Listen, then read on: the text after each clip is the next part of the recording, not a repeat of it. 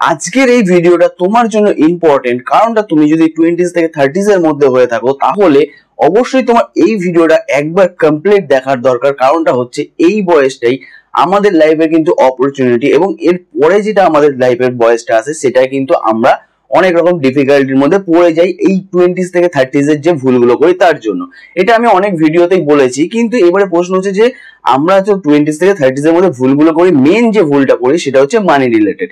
এবং তারপরেই আমরা ভাবি যদি আমরা 20 বছরের থেকে 30 বছরের মধ্যে কিছু পরিমাণে সেভিংস করে নিতাম তাহলে কিন্তু আমরা আজকে এই প্রবলেমগুলো ফেস করতে হতো না। এবং তারপরেই কিন্তু আমরা জানি ছোটবেলা থেকে আমাদের কিন্তু সবাই, আমাদের বড়রা সবাই কিন্তু বলে সেভিংস করার জন্য, কিন্তু সেই সময় আমরা কিন্তু সেটা বুঝি না। এবং তারপরে 30 বছর যখন পেরিয়ে যায় এবং আস্তে আস্তে যখন দায়িত্ব এসে পড়ে তারপরেই কিন্তু আমরা বুঝতে পারি অ্যাকচুয়ালি সেভিংসটা কতটা ইম্পর্টেন্ট। এবং তারপরে কিন্তু আমি তাদের বড়দের কথা মতোই কিন্তু আমরা সেভিংস করতে শুরু করি, এবং আলটিমেটলি আমরা লাইফে সেরকম কিছু সেভিংস করতেই পারি না। আজকে আমি বলবো, দেখো বেসিক্যালি আমরা কি জানি যে তুমি যতটা ইনকাম করছো তার সেরকমই কিন্তু তুমি সেভিংস করতে থাকো, তাহলে কিন্তু একটা সময়ের পরে তোমার ভালো ওয়েলথ গেইন হয়ে যাবে। কিন্তু অ্যাকচুয়ালি ফ্যাক্ট সেটা না। কারণটা হচ্ছে আমরা যখন সেভিংস করবো অতিরিক্ত তখন কিন্তু আমাদের কাছ থেকে সেখানে কিন্তু আমাদের যে দরকারি জিনিসগুলো সেগুলো থেকে কিন্তু আমরা কিন্তু বঞ্চিত হয়ে যাব। তাই জন্য অনেক বড় বড় ইনভেস্টর বা অনেক বড় বড় যারা নাকি অথর রয়েছে তারা কিন্তু একটা কথা বলেছে যে তুমি সেভিংস, তোমার যতটা ইনকাম তোমার প্রয়োজনীয় জিনিসগুলো বাদ দিয়ে সেগুলোর থেকে টাকা বাঁচিয়ে তুমি সেভিংস কখনোই করো না। তার জন্য কি তোমার যে প্রয়োজনীয় জিনিস সেগুলো করার জন্য তুমি আর্নিংটাকে বাড়াও। তো আজকে কিন্তু সেই রিলেটেড কথা বলবো, এবং আজকে কমপ্লিট ভিডিওটা দেখো, কমপ্লিট তোমাদের মাইন্ডসেট হয়ে যাবে একটা যে তোমরা অ্যাকচুয়ালি সেভিংসটা ইম্পর্টেন্ট না আর্নিংটা বেশি ইম্পর্টেন্ট, সেটা কিন্তু তোমার সব থেকে কিন্তু আজকে গুরুত্বপূর্ণ বিষয়। এবং কিভাবে স্মার্টলি সেভিংস করলে, দেখো বেসিক্যালি আমরা তো সেভিংস করি এবং সেভিংস ভার্সেস আর্নিং এর কিন্তু একটা সবসময় কিন্তু একটা লড়াই চলছে যে আমরা সেভিংস করবো বেশি না আর্নিং করলেই হবে। এবং তার সঙ্গে সঙ্গে আমাদের কিন্তু স্মার্টনেসটাও দরকার, যে আমরা শুধুমাত্র আর্নিং করলেই হবে না, তার সঙ্গে সঙ্গে আমরা যাতে যতটা পরিমাণে সেভিংস করতাম তার থেকে কম পরিমাণে সেভিংস করো, তার থেকে বেশি ওয়েলথ গেইন করতে পারি। তো আজকে এই ভিডিওটা তোমরা কিন্তু দেখো। তো বন্ধুরা সবার প্রথম আমরা কিন্তু বলবো যে সেভিংস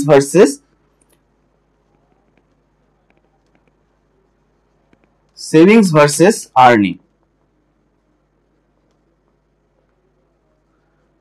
এখানে কিন্তু দেখবো, এবং ভিডিওটা লাস্টে আমি খুব একটা ইম্পর্টেন্ট কথা বলবো যেটা তোমরা পুরো ভিডিওটার মূল উদ্দেশ্যটা বুঝে যাবে। তো সেভিংস ভার্সেস আর্নিং, ধরো তোমার এই মুহূর্তে ইনকাম, আমি একটা কম করেই ধরলাম 10,000 টাকা তোমার কম একটা ইনকাম, এবং 10,000 টাকা ইনকামে তুমি ভাবছো তোমার ফ্যামিলিকেও চালাবে, এবং তার সঙ্গে সঙ্গে তুমি ভাবছো যে আমি এখান থেকে সেভিংস করব। এবং যেহেতু আমরা অনেক জায়গায় পড়েছি বা দেখেছি যে যতটা পরিমাণে বেশি করা যায় সেভিংস করো, তো আমরা সব সেখানে থেকে কিন্তু একটা কিপটামির ভাব চলে আসে, এবং কিপটামের থেকে কিন্তু সেটা একটা অভ্যাসে দাঁড়িয়ে যায় যে আমরা কিপন হয়ে পড়ি।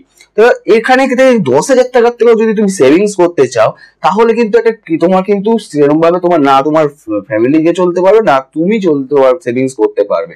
তো অ্যাকচুয়ালি তখন বড় অথাররা কি বলছে, আমরা যেটা আর্নিং করছি তাতে যদি আমাদের যে দরকারি জিনিসগুলো সেগুলো মেটার পরে যদি টাকা বাঁচে তারপরেই আমরা সেভিংস করতে পারবো, না হলে কিন্তু সারা জীবন আমরা সেরকম ভাবে সেভিংস করতে পারবো না। তাই জন্য অথররা বলছে তুমি সেভিংস ততটা করো যতটা তোমার আর্নিং হচ্ছে। তাই জন্য তোমার প্রয়োজনীয় জিনিসগুলো যদি তোমার দেখছো যে তোমার প্রয়োজনীয় জিনিসগুলো মিটছে না, তার জন্য তোমাকে আর্নিং বাড়াতে হবে।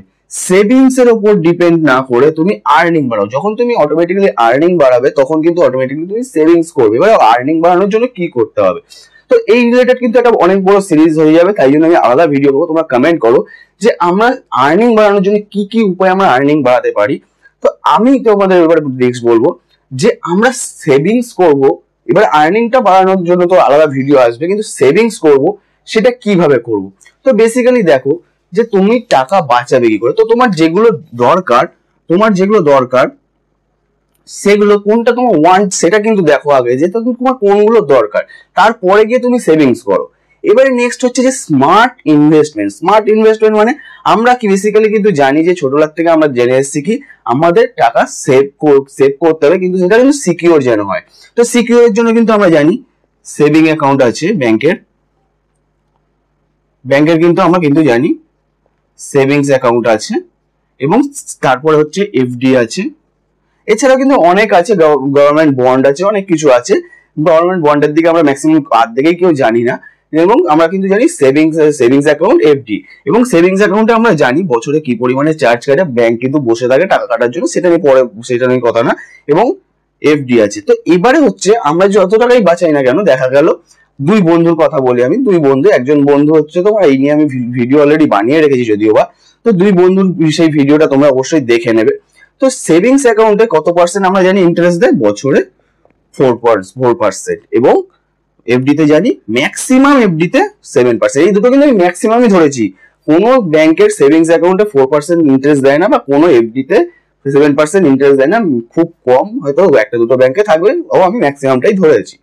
এবারে প্রশ্ন হচ্ছে যে আমরা সেভিংস অ্যাকাউন্টে এবং এফডিতে, এই দুটোর মধ্যে যদি এফডিতে করতে গেলে আমাকে একটা বড় লামসাম অ্যামাউন্ট সেখানে পেমেন্ট করতে হবে, এবং সেভিংস অ্যাকাউন্টে যদি আমি অল্প অল্প করেও জমাই 4% আমি কিন্তু ইন্টারেস্ট পাবো বছরে, যেটা আমাদের যে পরিমাণে আমাদের সবকিছু জিনিসের দাম বাড়ছে বা আমাদের মহঙ্গাই বাড়ছে, সেটা কিন্তু মিনিমাম 6.6% গ্রোথে বা এর থেকে বেশি কিন্তু প্রত্যেক বছরে কিন্তু আমাদের বাড়ছে। তো আমরা কিন্তু দেখতে পাচ্ছি কত, প্রায় 2% কিন্তু সেভিংস অ্যাকাউন্টে টাকা রাখলে প্রায় 2% আমাদের টাকার দাম কমে যাচ্ছে, এবং তার সঙ্গে সঙ্গে আমাদের সেভিংস অ্যাকাউন্টে টাকার দাম কমার সঙ্গে সঙ্গে বিভিন্ন রকম চার্জেস এর মুখেও কিন্তু পড়তে হচ্ছে, ফলে আমরা কিন্তু আলটিমেটলি খুব জোর হলে 2% হয়তো রিটার্ন পাচ্ছি। এবারে প্রশ্ন হচ্ছে তাহলে আমরা স্মার্ট ইনভেস্টমেন্ট করবো কি করে, যাতে আমরা 1000 টাকাও যদি ইনভেস্ট করি সেই টাকাটা স্মার্টলি গ্রো হয়, এবং সেভিংস অ্যাকাউন্ট, এফডি বা যত রকম বন্ড আছে সবার থেকে বেশি গ্রো করে। এবারে আমি তোমাদের একটা উদাহরণ দেবো, যেটা নাকি খুবই সহজভাবে তোমরা বুঝতে পেরে যাবে। তো দেখো, বেসিক্যালি আমাদের কিন্তু কেউ বলে না শেয়ার মার্কেট ব্যাপারে, কারণটা হচ্ছে শেয়ার মার্কেট এখনো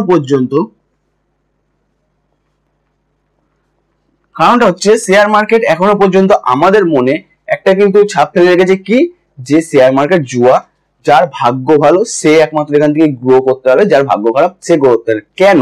সেটা হচ্ছে আমরা জানি ইনভেস্টমেন্ট করলে দেরিতে গ্রো করে, এবং ম্যাক্সিমাম তখন কি করি আমরা, যে আমরা ট্রেডিং এ চলে যাই। ট্রেডিং এ যাওয়ার ফলেই কিন্তু সেখানে প্রবলেম।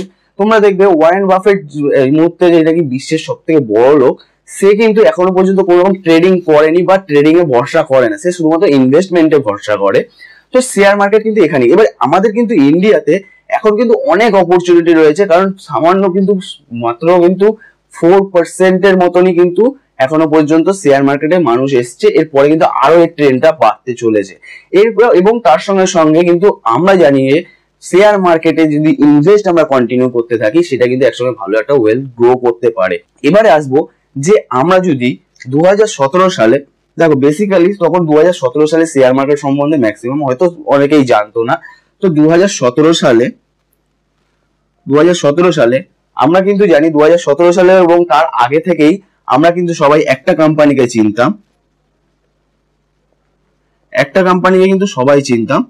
রিলায়েন্স ইন্ডাস্ট্রি থেকে যারা নাকি চেনো না বা এখন এরকম কিন্তু ভারতবর্ষে কেউ নেই। রিলায়েন্স ইন্ডাস্ট্রিকে আমরা ছোটবেলা থেকে চিনি, কারণ রিলায়েন্সের সমস্ত জিনিস আমরা ইউজ করেছি, এবং এই মুহূর্তে তোমরা হয়তো জিও ইউজ করে থাকতে পারো।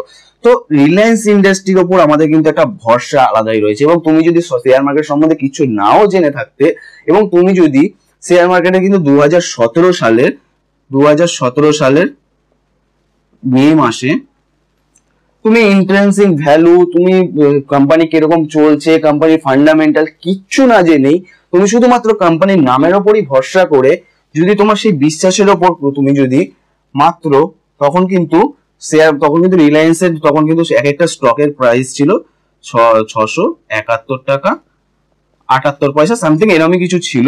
এবং তখন যদি তুমি মে মাসে 2017 সালের মে মাসে তুমি যদি 14 খানা স্টক কিনতে, মাত্র 14 খানা স্টক কিনতে, কত টাকা ইনভেস্ট করে 2017 সালে তুমি, তখন কিন্তু 14 খানা স্টকের দাম হতো, তখন 14 খানা কিন্তু স্টকের দাম হতো কত,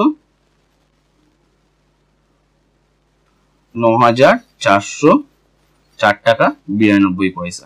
এটা কিন্তু 14 খানা স্টকের দাম হতো, এবং এই মুহূর্তে দাঁড়িয়ে এই স্টকটার প্রাইস কত হতো তোমাদের সেটা পরে বলছি। এবং তুমি যদি সেম জিনিস সেভিংস অ্যাকাউন্টে সেভিংস অ্যাকাউন্টে করতে, সেভিংস অ্যাকাউন্টে তুমি 9,404 টাকা 92 পয়সা যদি তুমি যদি ইনভেস্ট করতে, এবং এফডিতে যদি 9,404 টাকা 92 পয়সা ইনভেস্ট করতে। এবারে আজকের ডেটে দাঁড়িয়ে 5 বছরে এটা কত পার্সেন্ট রিটার্ন দিত। আমরা কিন্তু জানি যে সেভিংস অ্যাকাউন্ট আমি ম্যাক্সিমাম 4% ধরেছি, এফডি ম্যাক্সিমাম 7% ধরেছি। এর ফলে এই মুহূর্তে রিলায়েন্সের স্টকের প্রাইস কত তোমরা সবাই গিয়ে দেখে নেবে। আমি এই মুহূর্তে যে ভিডিও বানাচ্ছি এখন রিলায়েন্সের কিন্তু স্টকের যে প্রাইস রয়েছে, এক একটা স্টকের প্রাইসের দাম 2,790 টাকা 25 পয়সা, এবং এর মাঝখানে ডিভিডেন্ড দিয়েছে, আরো স্টক স্প্লিট, আমি এসব সবকিছু বাদ দিচ্ছি, এবং সেভিংস অ্যাকাউন্টেরও সবকিছু মানে টোটাল সবকিছু আমি বাদ দিচ্ছি, যে যা টাকা কাটার আছে বা তোমার যা চার্জেস আছে সবকিছু বাদ দিচ্ছি। আমি ধরছি সেভিংস অ্যাকাউন্টেও 9,404 টাকা 92 পয়সা 4% ইন্টারেস্টে 5 বছর, এবং এফডিরও 7% 5 বছরের জন্য। তো এখানে এখন এই মুহূর্তে এই স্টকটার প্রাইস হচ্ছে 14খানা স্টকের প্রাইস, তুমি 14খানা স্টকে কিনে ফেলে রেখে দিয়েছো। তো এবারে 14খানা স্টকের প্রাইস তোমরা যদি ক্যালকুলেট করে দেখো তাহলে 39,063 টাকা 5 পয়সা এরকম সামথিং কিছু হবে। এবারে তুমি সেভিংস অ্যাকাউন্টে যদি ক্যালকুলেট করে দেখো 11,441 টাকা, এবং এফডি যদি ক্যালকুলেট করে দেখো 13,190 টাকা। এবারে প্রশ্নটা হচ্ছে যে আমরা স্মার্ট ইনভেস্টমেন্ট যেটা আমি কথা বলছিলাম, দেখো বেসিক্যালি আমি রিলায়েন্সের কিন্তু তোমাদের ফান্ডামেন্টালও দেখতে বলিনি তখন, রিলায়েন্সের তোমাকে কিন্তু ইন্ট্রিনসিক ভ্যালুও দেখতে বলিনি তখন, এবং আমি তোমাকে কি বলেছি শুধুমাত্র কোম্পানির উপর যদি বিশ্বাস করে তোমরা তখনকার দিনে ম্যাক্সিমাম 10,000 টাকা ইনভেস্ট করতে, তো 14খানা শেয়ার তুমি কিনে ফেলে রাখতে ভুলেও যেতে, তার মাঝখানে ডিভিডেন্ড দিচ্ছে যেটা তোমার অ্যাকাউন্টে ঢুকেও যেত, এবং তুমি এই মুহূর্তে কিন্তু তোমার সেই 9,404 টাকাটা 39,063 টাকা 5 পয়সা হয়ে যেত, যেটা সেভিংস অ্যাকাউন্টে সবকিছু আমি চার্জ আমি ধরলাম কাটেনি, তারপরে কিন্তু সেভিংস অ্যাকাউন্টে 11,441 টাকা হতো। অবশ্যই এটা সিকিউর, কিন্তু এমনটা হতে পারে না যে ব্যাংক ফ্রড হতে পারে না। এবং 9,404 টাকা 92 পয়সা এফডিতে যদি তুমি রাখতে 13,190 টাকা হতো। এটা হচ্ছে স্মার্ট ইনভেস্টমেন্ট, যেটা আমরা নাকি শেয়ার বাজার জুয়া ভাবি। শেয়ার বাজার জুয়া তখনই হবে যখন তুমি ট্রেডিং করবে না জেনে শুনে, না বুঝে। এটা হচ্ছে, এই দুটো হচ্ছে আমাদের বাড়িতে যারা নাকি বড়রা আছে তারা কিন্তু এটা সাজেস্ট করে। অবশ্যই তুমি এখান থেকেও কিন্তু গেইন করতে পারবে যদি তুমি কন্টিনিউ সেভিং করে যাও, তাহলে কিন্তু হয়তো তোমার টাকার দাম কমে, কিন্তু একটা সময় একটা টাকা হবে। কিন্তু স্মার্ট ইনভেস্টমেন্ট বলে এটাকে। রিলায়েন্স ইন্ডাস্ট্রিতে আমি কিন্তু সাজেস্ট করছি না যে রিলায়েন্স ইন্ডাস্ট্রিতেই করতে হবে, এটা কিন্তু তোমাকে কোম্পানির নাম নিয়ে বললাম এই কারণেই, কারণ তুমি রিলায়েন্স ইন্ডাস্ট্রিটাকে তুমি চেনো অনেকদিন আগে থেকেই, এবং রিলায়েন্স ইন্ডাস্ট্রির প্রত্যেকটা জিনিসই তোমরা ইউজ করেছো, এই মুহূর্তে করছো রিলায়েন্স জিও। এবারে তোমাদের প্রশ্ন হচ্ছে যে দাদা এখন যদি আমি ইনভেস্ট করতে চাই কিভাবে ইনভেস্ট করবো? কমপ্লিটলি সবকিছু নিয়ে আমি একের পর এক ভিডিও নিয়ে আসবো। এছাড়াও তোমরা যদি টেলিগ্রামে জয়েন হতে চাও টেলিগ্রামে জয়েন হও, তোমরা কমপ্লিট সব কোয়েশ্চেন অ্যান্সার করো আমাকে, আমি কোন সব রকম কোয়েশ্চেনের অ্যান্সার অবশ্যই দেবো যদি তোমরা এই ইউটিউব ভিডিওতে কমেন্ট করো। এছাড়া ইনস্টাগ্রাম আর ফেসবুকের লিঙ্ক ডেসক্রিপশন আছে, সেখানে গিয়ে আমাকে ডাইরেক্ট আমার সঙ্গে কথা বলতে পারো। সব রকম তোমাদের যা যা ফেসিলিটির দরকার সব রকম দেবো। এবং তোমাদের আমি বলে দিই যে স্মার্ট ইনভেস্টমেন্টটা অবশ্যই কিন্তু ইম্পর্টেন্ট। কোন রকম কোয়েশ্চেন থাকলে কোয়েশ্চেন করো, আমি একের পর এক সব রকম শেয়ার মার্কেটের পর থেকে ভিডিও নিয়ে আসবো, এবং তোমরা যদি মিউচুয়াল ফান্ড সম্বন্ধে জানতে চাও তাই নিয়েও ভিডিও নিয়ে আসবো। চ্যানেলটাকে সাবস্ক্রাইব না করে থাকলে সাবস্ক্রাইব করে নাও, পাশে যে বেল আইকনটা আছে সেটা অবশ্যই প্রেস করে দাও, কারণ আমি যখন এরকম ইন্টারেস্টিং ভিডিওগুলো নিয়ে আসবো সবার আগে নোটিফিকেশনটা যাতে তোমাদের কাছে পৌঁছে যায়। তো বন্ধুরা আজকের ভিডিওটা কেমন লাগলো জানাতে ভুলবে না। তো আজকের ভিডিও এইটুখানি, নমস্কার, বন্দে মাতারাম। আবার দেখা হচ্ছে নতুন কোনো একটা ইন্টারেস্টিং ভিডিওর সাথে।